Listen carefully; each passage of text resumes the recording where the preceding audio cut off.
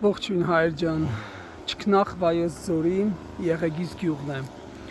իսկապես դրախտավայր, անկեղծ եմ ասում, չգիտեմ թե ինչ բառերով նկարագրեմ, այս սարերին, որ ես նայում եմ,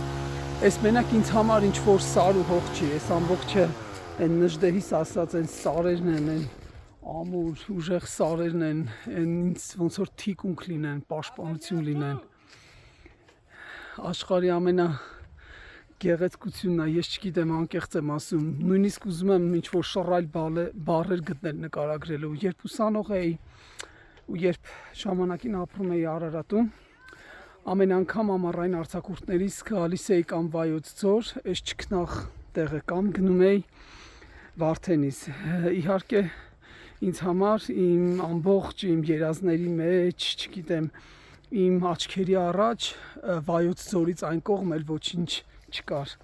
ու մինչև հիմա էլ այդպես է, նայեք ես հրաշք բնությանը, իսկապես նայեք ես գեղեցկությանը, ամբողջ ճանապարհն եկել եմ ու մտածում եմ արդյոք կա աշխարհում մի տեղ, որն այսքան բնականից, այսքան շռայլորեն, այսքան երկնքից տված գեղեցկություն լինի, ոնց պտտվում ես, ուզում ես ամեն վայրկյանը, ամեն քարը, ամեն թուփը, ամեն տեղը վայել ես, նույնիսկ հաճախ երբ հիշում եմ տարիներ առաջ, այստեղ է գալիս ներքևում Եղեգիս գետն է, նույնիսկ արջեր են գալիս, հիմա էլ են գալիս, այստեղ հայտնի են արջերը եւ արջեր էին իջնում, իսկ չգիտեմ գուցե հիմա էլ հանդիպի, ինչպես նաեւ